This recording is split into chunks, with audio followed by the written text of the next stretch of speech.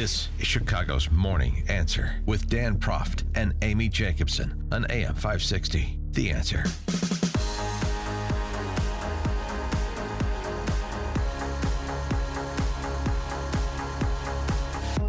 Good morning, Dan and Amy, coming to you live from Honest One Auto Care in Aurora, part of AM 560 Signature Bank Business Tour, and we'll be speaking with Karen, the proprietor of this establishment, at the bottom of the 7 o'clock hour, the bottom of this hour. But first, we have to get to one Hillary Clinton, Amy. Hillary Clinton is not bitter about the 2016 loss. We've established that. She's not an angry woman. That discussion is over. No. There is no bitterness. She has moved on. And to prove it, she appeared at this India Today conclave where she was interviewed, and all she talked about was the 2016 election, to prove how over it she is. And if you thought deplorables was an interesting way to characterize Trump supporters, you haven't heard anything yet, because Trump voters fit into one of three categories, and here they are. The map of the United States. There's all that red in the middle where Trump won. I win the coasts, I win, Illinois and Minnesota, places like that. But what the map doesn't show you is that I won the places that represent 2/3 of America's gross domestic product. So I won the places that Please clap. Are optimistic, diverse, dynamic, moving forward, and his whole campaign, Make America Great Again, was looking backwards. You didn't like black people getting rights, you don't like women, getting jobs, you don't want to, see that Indian American succeeding more than you are. Whatever your problem is, I'm going to solve it. So it was a symptom, but it was also a cause, because having someone run for president who voices those ideas, who rejects so much of the American story and our values, was also the underlying cause as well. So basically, she called Trump voters poor, racists, and sexist.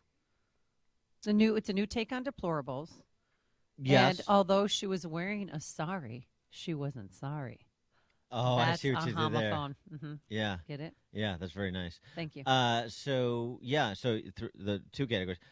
People who are against black people having rights, that's one category of Trump voter. Mm-hmm. People who are against women having jobs, that's another category of Trump voter. And then just to put a fine point on it, she went on the women who voted for Trump, because she was asked, well, 52% of white women voted for Trump. How do you explain that? She's got an explanation. Almost 52% of white women voted for him, in spite of the Billy Bush tape and so forth.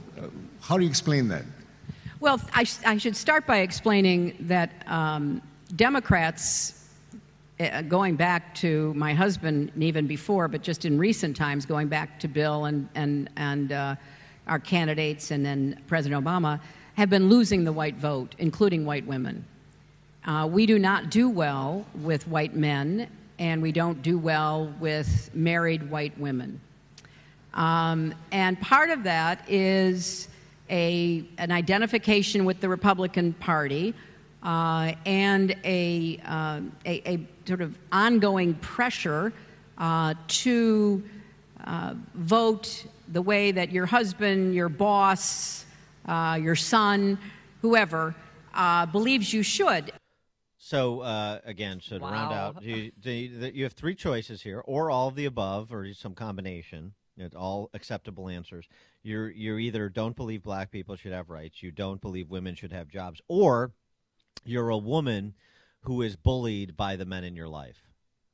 That is why you voted for Trump. Those are the Trump voters. Okay. Yeah, okay. All right, glad we squared that away. Now, with a preview of Hillary's 2020 campaign, we're pleased to be joined by Noah Rothman, who's the associate editor of Commentary Magazine. Noah, thanks for joining us. Appreciate it. Thank you for having me. So how do you think that Hillary Clinton properly distilled the electorate and the dynamic at play in the 2016 election? Well, if she was there to answer the question, how did you get Trump, she pretty thoroughly answered it in just about every sense you could want it answered. Maybe she didn't think that's what she was doing, but the woman's existence now is essentially to remind us every day how she lost the 2020 race. And one of the big ones was deplorables. This is just a larger, broader, more specific articulation of what she meant by deplorables, which at the time, I have to say, I didn't think was the giant gaffe that it was, because it had managed to make people on the pro-Trump side who had outspoken affinities for the alt-right, a really noxious group, to label themselves deplorable. And I thought, well, that's crazy, but maybe this is going to be something that will catch on and people will find themselves deplorable. No, the rule always holds. I was dead wrong. The rule always holds. You never, ever, ever insult the voters. Even Donald Trump, when he said, how stupid are the people of Iowa, learned that rule very quickly. You don't insult the voters. Well, but do you think Hillary Clinton has not internalized that lesson? No, she has not. And doesn't this seal the deal that she's not going to be running for president in 2020? I would think so. I mean, there's always that speculation. I never really bought into that speculation in the first place, but I think this is a kamikaze run. I can't imagine that she's going to recover from this thing, but maybe she is so deep in the weeds and believes her own hype so much that she really thinks she will make a comeback. I don't know, but she's not going to. It's not going to be successful. No. I'm going to hang on to that maybe that you just said, because I don't want you to dash my hopes. I want to see her run again. I don't want her to see her go away. Speaking of going away, House Intel Committee yesterday announcing that after their investigation and interviews of some 6 dozen witnesses and pouring through all the documents they were able to get their hands on, they have found no evidence of either presidential campaign colluding in any material way with Russian operatives or hostile agents in the 2016 election. Now, of course, this isn't where the action is. The action is with the Mueller investigation. But should we just dismiss the findings of the Republicans on that House Intel Committee out of hand, or should we look at that and say, I mean, even if there's a partisan lens, this is still a fair read of all of the evidence and the witness testimony that at least we're publicly aware of? Well, we haven't seen the evidence or the testimony. We've seen the top lines and the headlines, essentially, of the investigation closing, and that's fine. And I think that there's more evidence to suggest that we don't have evidence of quote unquote collusion than we do. So if that was the headline, House Intel probe finds no evidence of collusion, I think it would have made a bigger splash than it did yesterday. The reason why it was so muted, is because the investigation led by Devin Nunes has been seeking to undermine that conclusion very publicly in the public, latching onto false leads like these Peter Strzok texts about a secret society representing a conspiracy, using Bob Goodlatte's term there. That was a conspiracy. That they burned a little bit of credibility there. And then the commission comes out and didn't just say we didn't find any collusion, but also that the Russians hadn't developed a clear preference for Hillary Clinton or for Donald Trump over Hillary Clinton. That conclusion is dubious. It goes against intelligence agencies, not just Barack Obama's intelligence agencies, but Donald Trump's intelligence agencies. It contradicts a finding in an indictment issued by the special counsel's office. And then Representative Rooney was on CNN last night saying, no, that's not true. I don't believe it. He's on the Intel Committee. It was a really bad idea to make that part of this investigation, because now that's debatable. And it's refutable, frankly. And it muddies, again, the waters. If the conclusion was only no collusion, they'd be in pretty firm ground. But they're trying to make a political argument here in order to defend Donald Trump and his conduct in 2016 and his relationship with Russia, just by existence. Just the very virtue of the fact that Russia might have found him more attractive candidate than Hillary Clinton. That's a hard argument to make, and it's one Republicans are now committed to making, and it's going to muddy the waters, and I think it's not going to do them any favors. Well, obviously, Adam Schiff wants to keep the investigation going. What is going to be the Democratic response to this? We're back to dueling memos. Everybody's going to have their own version Another of this easy finding. read. I love dueling memos. The Democratic version is going to be as or more partisan than the Republican version. They don't want this investigation to end. Just because it's closing doesn't mean it's over. If Democrats retake the House, you can definitely expect that we're going to get version 2 of this very same investigation. So it's just 2016 is never going to end. Before we let you go, I have to ask you about this.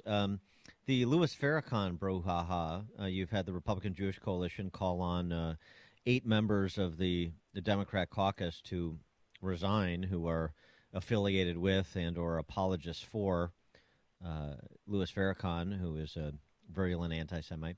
And that would actually, if they did, that would knock out most of Illinois' Democrat congressional delegation, by the way, not just Andy Davis. But anyway, speaking of muted, a term you just used, how about the muted response of the D.C. press corps about Louis Farrakhan, particularly his February 28th anti-Semitic rant, and those that still cover for him, but get no coverage for doing so?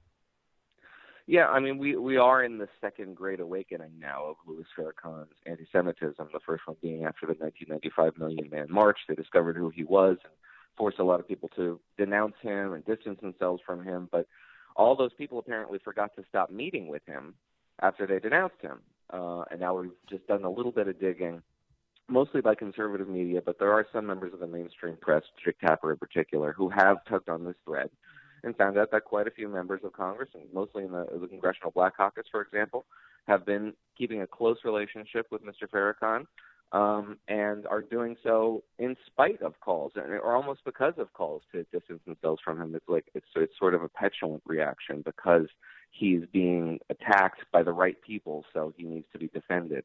It's a very bad idea, and it's one of the reasons why partisan politics is so poisonous, is because it's not as though he has anything very special to offer, but he makes the right people mad, and that impulse it fuels so much of our politics today, just posturing in order to make people you don't like frustrated. Mm-hmm. But you would think that, again, this point has been made, but if he was anywhere near as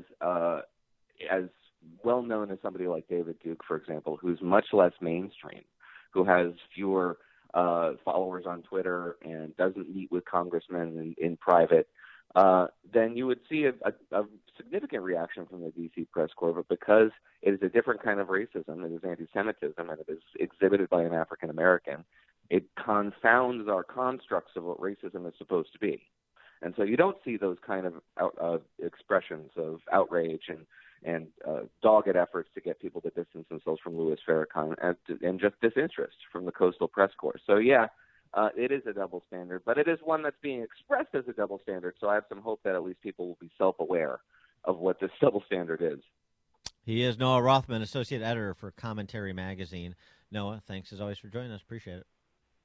My pleasure. Thank you. And he joined us on our turnkey.pro answer line.